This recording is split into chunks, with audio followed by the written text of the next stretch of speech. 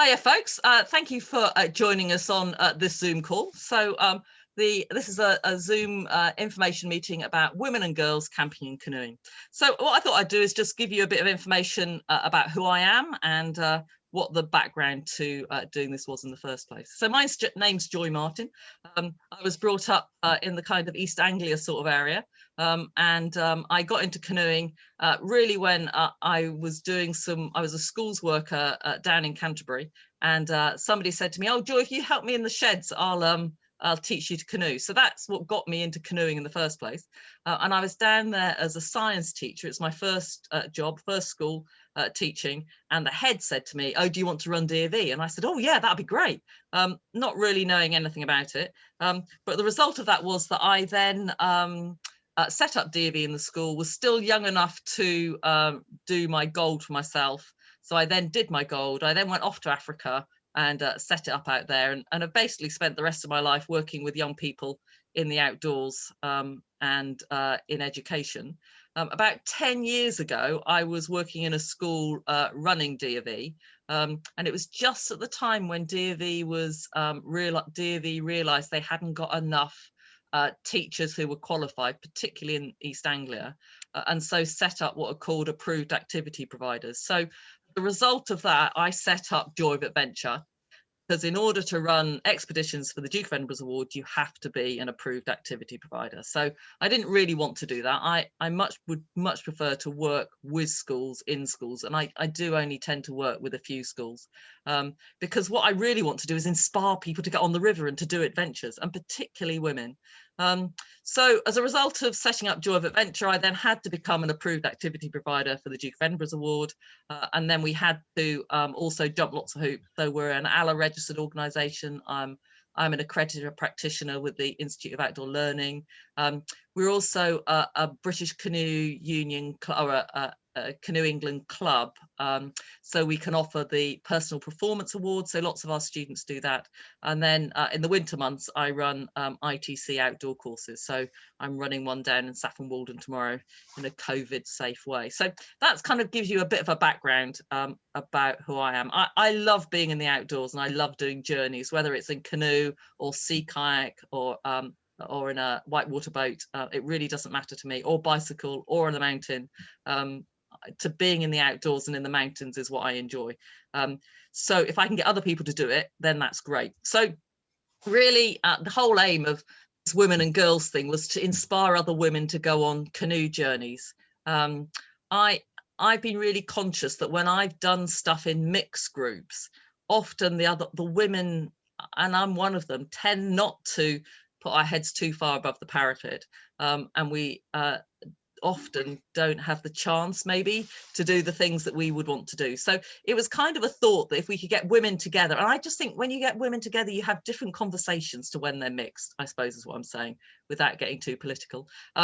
I really want, for some women who've not had the chance, and I know that many of you on the call are actually quite experienced, but for some who've never done an adventure, maybe they've just done day trips, actually the joy of camping out overnight and taking everything with you, I think is fantastic, and would really like to inspire people to do that. I think I'm also really keen that if by coming on a journey with us, it can develop women's confidence, if it can develop skills, if we can develop friendships, then to me, that has to be a good thing. So I suppose that's the kind of general idea behind it, but it's all very flexible and all very new. But I'm keen to kind of put it out there and kind of have a go, is what I've thought. Some of the things that I've kind of thought, just because we're based in East Anglia, some of the expeditions I thought that maybe we could do now, obviously coronavirus is a pain and we don't know when we can start. We're hoping to start D&V expeditions at Easter, but who knows whether we'll be allowed to. If not, it will all happen a bit later. I haven't got as many D&V expeditions, which is why I've got space to do some others. But certainly in East Anglia, coming through Cambridge is a stunning classic bit of river. The Little Ouse, I do a lot of work on the Little Ouse, and that's lovely. The Wissey's lovely. The Old West is great. The Norfolk Broads are great. I know we've got people here down at more kind of the Felixstowe, that sort of area. Those rivers are lovely. So there's a kind of the journey-based option, But then we've also got a campsite that I've kind of got that's just off the Great Ouse. So I'm really conscious that maybe for some people, they may just want to be campsite based and go off and do day trips. So that's another option. I've done lots of trips on the Severn. So to offer a women's trip coming down the Severn, I just think would be great. I've got a D&E group up in Scotland at the beginning of August. So hoping that maybe we could get a women's trip or a trip on the Spey. I did that in October last year, and that was just great. What a stunning river. And the same with the Great Glen. We are hoping to run a trip to the Harken in Sweden. I'm increasingly thinking it might be unlikely. But again, it was beautiful. We went to Storley 2 years ago, and that was lovely. So who knows, we might get a chance to go there. So they're the kind of the ideas of things that we've had. I know some people are concerned about how you can possibly offer expeditions and keep them COVID safe. I suppose because we ran D&E expeditions all through last July and August and then into September, I'm fairly confident that we can do that. So this picture was obviously taken pre-coronavirus because they're all too close together. But some of the things we put into place meant that we got Visit England, We're Good to Go kite mark. Basically, we wrote a risk assessment and they approved it. So we've got the We're Good to Go kite mark, which I think sounds good. We have all numbered paddles and numbered points. So I know some people may have their own kit, but for those who are coming on our expeditions and want to borrow stuff, everyone gets their own boat or own, the boats are all numbered, paddles are all numbered, buoyancy aids are all numbered, so that there's not a risk, or we're reducing risk that way. Boats are numbered. This is where we start up in Hockwold on the Little Ouse, which is stunning. We do socially distance, so if we're allowed to camp, we do socially distanced camping so that people are in their own tent and are then the 6 people, so there's 2 meters between each tent, is what we've been doing. And we've also do individual cooking. Now, I'm really keen that we cook together as a group if we're doing a women's group, but it just kind of depends what happens with coronavirus and what the guidance is. But that's what we've been doing with our other group. And we also then have a whole hand washing procedure so that people bring their own bowl, their own soap, and therefore can be clean. And we ran very successful expeditions last summer, which makes me think that we can run journeys and it can be safe for us to run them. Some of the principles that me are really important on any trips is that it is a kind of a group that's working together. I don't anticipate running anything where it's kind of a 5-star serviced expedition where food is all provided and everything is done for you. To me, that kind of cuts the basis of actually what we're doing, or what I'd like to do. So for me, it's really important that everybody mucks in, we all work together, we all take the boats off, we work together as a team, whoever's on the expedition. So it's something that was all done together. I really like the idea of cooking together. So we had a trip to Sweden, not last year, the year before. People did their own breakfasts and own lunches, but then in the evening, a different pair cooked each night. And that was just really nice. Now, obviously, it kind of depends what happens with the guidance. But as a principle, I think it's just really nice to be able to sit around a fire and cook together and talk together. And the stories and the stuff that happens, I think, around fires are very significant. I think it's really important we respect each other. Lots of people have got all sorts of different backgrounds. Lots of people have got different sorts of experience and just learning from each other, which I somehow think is easier for women, but maybe I'm biased there. And also then finally respecting the environment. That to me is a really important one. But I think I actually feel part of the canoeing community. There is much more respect of the environment. So trying to litter pick as we go down the river, not have as much rubbish, so reducing single-use plastic, all those kind of sorts of things, to me is really important. So kind of options of expeditions that we've been thinking about, or I've been thinking about, kind of include the kind of 1, 2, 3 or 4 day expeditions in East Anglia. I know this area really well, and there's lots of fantastic rivers. So for women who haven't had very much experience, just doing a day trip, I think is great, but really with the aim of going on and doing a journey. The River Severn on the English border, done lots of expeditions down there. I really prefer that to the Wye. The Wye is just so busy. I think the Severn is getting busier, but the Severn is a lovely river. And then Scotland, and then hopefully Sweden is our hopes for this year. So what I want to do is just go through those options so you can see kind of pictures of what the rivers look like, and then at the end ask questions. So, oh yeah, before any of the expeditions take place, I would do sort of Zoom training just to make sure that everybody's still singing from the same hymn sheet. So what people need to bring with them, so that we talk about the kit and the equipment. We've actually just done some videos so that people know what to bring with them on whether it's a summer or a winter or a wet or a cold expedition. We've set up, which I think is quite funny, a Joy of Adventure YouTube channel, so that we've done videos there to show the equipment that is useful to go on expedition. We've also put onto their expedition food videos, so the principles and then the ideas for breakfast and then lunch and evening meals, so that people can see those. And then when people came on expedition, obviously it would depend, because I would know the skills and the background that people have, and I'm very conscious that people on this call have got quite a lot of skills, but just to make sure that everybody's got the skills they need. So the kind of basics often done on the side of the river, and then the paddle skills to make sure that people are happy going forwards and backwards and rescuing. I mean, what's lovely about the East Anglia rivers is there's just so much wildlife, and it's the wind that's an issue rather than the white water. Packing of boats, we've done some videos on that as well, so how to pack barrels and how to pack boats if we're going to be journeying. And then also from a cooking point of view, the kind of stove safety and hygiene. Just really aware that different people have had different experiences and wanting to make sure that everybody's kept safe. And then those kind of expedition and camping skills. This is on the Hochwald campsite that we use, and it's always beautiful in the mornings there. The mist is lovely, and the kingfishers. So the options, just to kind of go through them briefly, going down the Little Ouse. So this is the side of the Little Ouse. It's a chalk stream river. It goes down through Lake and Heath Nature Reserve. And I have seen cranes fly over, which is always stunning. I want to see them standing up, but I've never done that. So the options on the Little Ouse are 1, 2, and 1, 2, 3, 4 days. So you can go down river and camp at various campsites going down the river.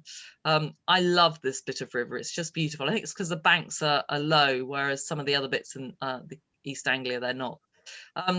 So the next day is so we camp there overnight, go down to Millennium Wood campsite. So that's a campsite that's on the junction of the Little Ouse and the Great Ouse.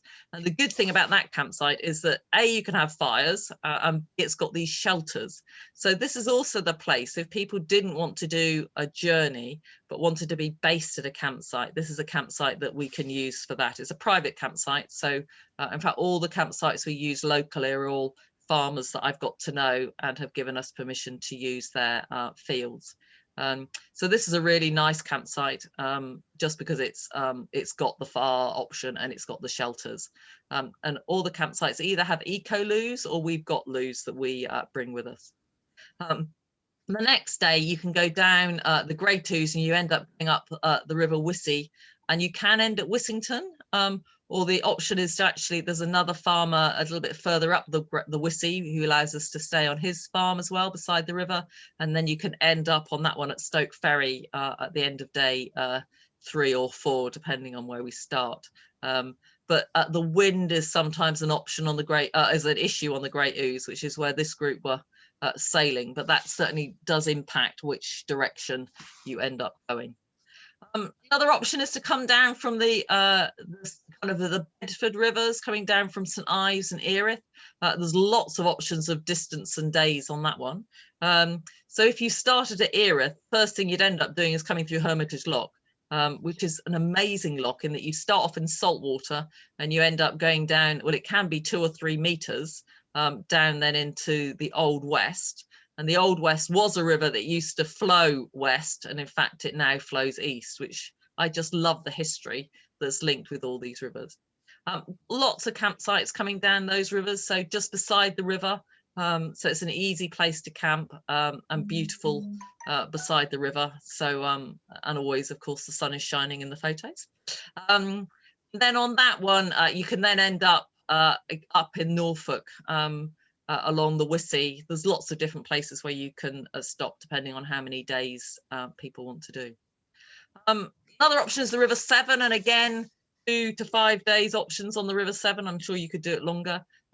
We start off at a place called Monford Bridge, where the river's moving quite fast. So if we did that one, we would need to make sure people had the moving water skills. But that's a lovely place to start as a proper campsite on the side of the river to start with. And then this is very typical of what the River Severn looks like. It goes lower down. It's got quite high sides. And then I've got permission to camp at the Isle campsite, which is just above Shrewsbury, which is a campsite which is owned by the person whose family set up Tate and Isle, the sugar company. So they were, really kind farmer who lets us stay there. I'm guessing that's all flooded at the moment. Then we go down through Shrewsbury Weir. It depends on the height of that to how we get down that. But hopefully we line it rather than have to portage the boats around. And then there's a National Trust campsite, Ismore, where we can stay. And again, you can book to have a fire there. So that's really nice.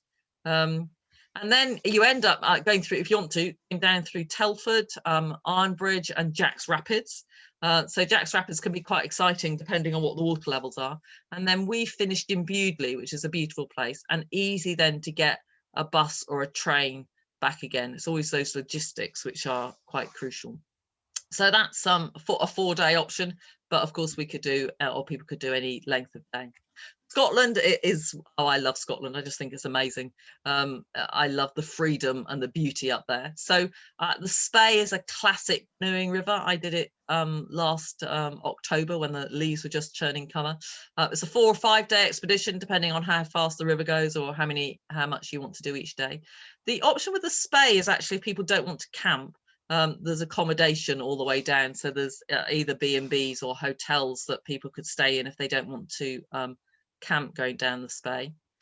It's a beautiful river. You start off up in the mountains near Aviemore. I did this a few years ago with a couple of friends of mine, and you can see my dog Poppy in there. She's grey now. And then you can camp as you go along. Camping in Scotland on the river's edge is great. And then the water is very light the whole way down. So nice, gentle kind of grade 2, grade 3, grade 2s, 1s and 2s. There's a bit of a 3, but it kind of depends on the water level. But it's a great river. And certainly when we did it, the colours were spectacular. And then what's great with that is you end at the sea.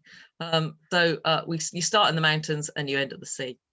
The other option in Scotland, there's lots of Scottish options, but the other one that we would offer would be the Great Glen. So that starts over on Fort William, so over on the west coast, and then come through all the locks and the canals. Amazing engineering feat. Good old Telford and the Victorians, just phenomenal. They're coming right across Scotland, and you get all the kind of Scottish lochs, and then you get the castles, and it's just beautiful. I love the fact you go partway through, you go through Loch Ness. So I was swimming in Loch Ness, so that was great. And then you then end up in Inverness at the other end. And depending on the skill of the group, there's actually a river that you can come down coming through into Inverness. I'm really hoping that we may offer Sweden, but it kind of depends what happens. I think I sway between thinking it might be possible or not possible.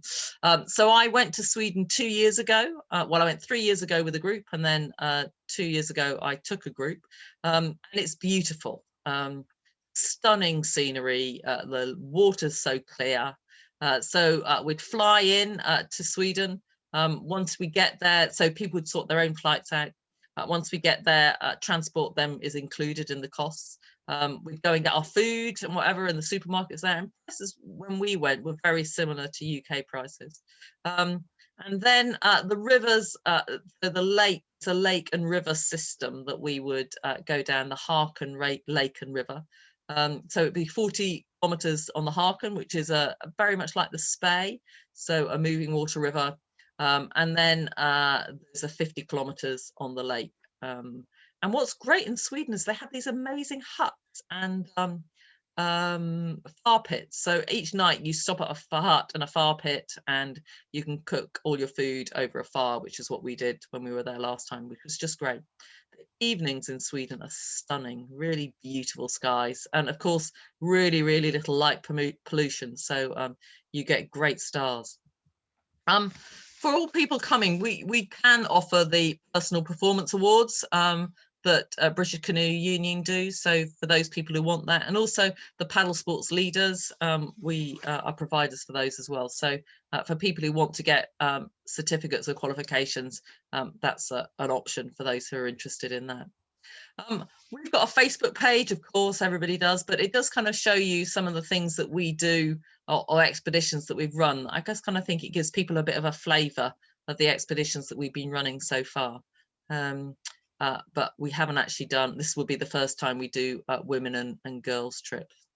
So these are what we're thinking of. So for 2021, I'm really conscious that Easter, we've got expeditions, DV ones before and after Easter, but there's 4 days over Easter from the Friday to the Monday, which if people wanted to do a 4-day journey, that's an option on the Cam River system. I've got weekends in April, May and June that we could do various rivers if people are interested. And then also then in Scotland in August, we're up there at the beginning of August and then at the end of August, so we've got 2 weeks in the middle.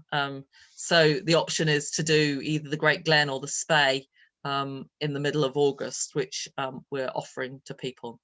Really conscious that it's really difficult at the moment to say whether the expeditions can happen, because you just don't know what's happening with coronavirus.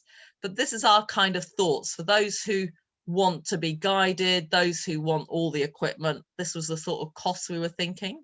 But I'm conscious that a lot of people on this call at the moment have got all their equipment. And so that's maybe it's something that's slightly different and something that we can talk about.